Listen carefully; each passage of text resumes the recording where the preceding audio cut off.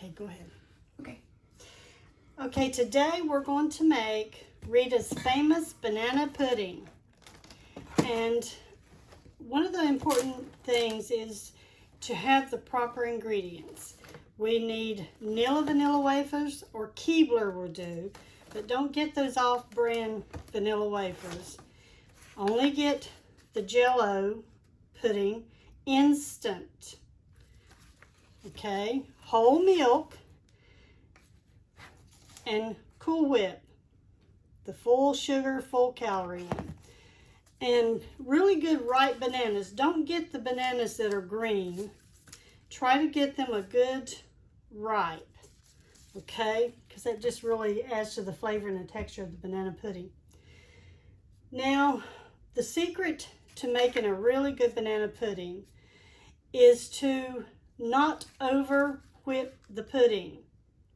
Because if you do that, it gets too thick, it will not soak into the cookies, and the cookies will be crunchy. Who wants crunchy banana pudding? So, we're going to start by taking some of these vanilla wafers. I'm just going to dump some in there, and we're going to kind of crunch them up. We want to get a lot of cookie crumbs in the bottom. Crunch them up. This really makes a really good banana pudding, and every time I do it, family eat it all up. Now this is just going to be a serving for about 6 people. If you want to make a bigger one for, you know, outings, family get-togethers and stuff, just double up on your ingredients. Just pay attention to the ingredients I put in here, and you're just going to have to double up on them. You know, especially cookies. You want a lot of cookies in this because that really gives it a good texture and a good flavor. So I just crunch up a bunch of cookies in the bottom, no specific amount or anything like that. And that's going to be my first layer, because we're going to layer. We're going to have cookies, bananas, till we get to the top up here. And then we will mix our pudding, and we will pour it in while it's very liquid, so it can get all the way to the bottom, and these crumbs can soak up the moisture. So now let's start with layering our bananas. You don't want bananas that have, you know, black bruising in them or anything like that. And I just quickly, you can do these pretty quick. I just start layering. And you can straighten out your layers as soon as you get some bananas cut up in there.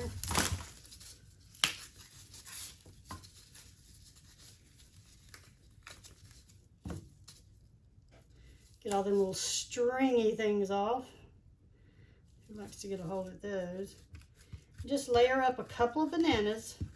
I think this is like an 8x9 or 9x9 inch glass casserole dish, and I'm using a sturdy casserole dish because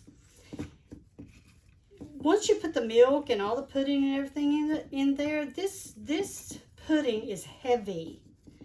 And if you put it in a flimsy aluminum pan or something like that, it will collapse on you when you go to carry it.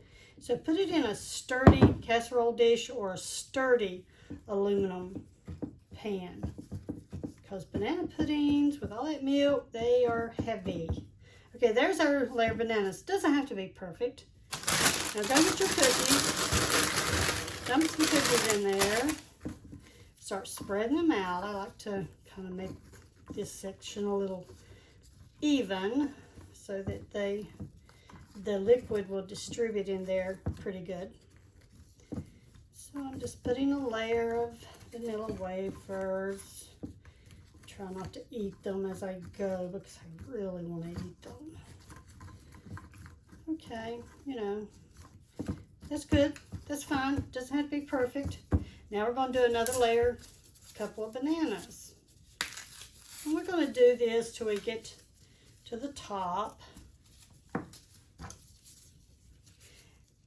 You know, when it's Christmas or Thanksgiving or something, you don't want to spend an awful lot of time making a dessert. So banana puddings to me are traditional. And you can make them pretty daggone quick. And you know, you're going to let it sit in the refrigerator a minimum of 6 hours so that those cookies get nice and soft and have absorbed a lot of the milk. Just kind of spread these out a little bit. And then that's enough bananas, because you really want to have your ratio of more cookies than bananas, or it'd be too bananified, I call it, or too banana-y. And I would prefer the cookie texture type thing. So, more cookies on there. And for this size of pan, we're probably going to have leftover cookies and leftover bananas, so you probably only need like, you know, 4 to 6 bananas and maybe 1 box of vanilla wafers you could get away from. I have tried to use other brands of vanilla wafers, and I don't care if it's not Keebler or Nabisco, it's not good. It's just different flavor, and I am very picky about my banana puddings. So I think this is probably enough layers. Now, if you've got a deeper dish of some kind, you can keep going till you run out, or as deep as you want it.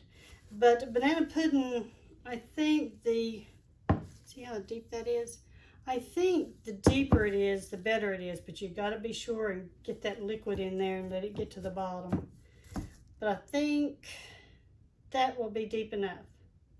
So I'm just going to shove this aside, get my bowl here.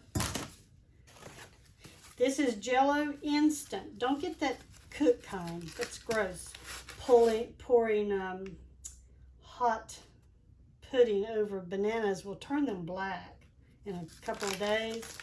And I never could stand that as a child. I don't like black bananas in pudding. So just do the instant cold. And it requires 2 cups of milk per this size. Now you can get this size bigger. This one is French vanilla. And that French vanilla will give it a little extra flavor. You don't have to use French vanilla. You can use just regular vanilla, you know. Or you could substitute one that says banana cream or something like that. But I've always gotten the most compliments, or the people really, really like the pudding from using a French vanilla and a regular vanilla. Now, we're going to pour our milk in here. It says 2 cups per package. And it's okay. It doesn't have to be exact. You can fill that cup up, okay? That's probably a little bit more than a cup. But remember, we're going for moisture and liquid. And since we have 2 packages, that requires 4 cups.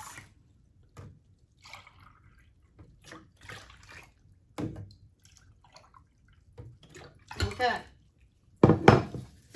And you want to hurry and get your blender going. And it says on the package, blend for 2 minutes or something like that. But we're only going to blend it for 30 seconds. It's going to look like it's not finished, but trust me, it will solidify.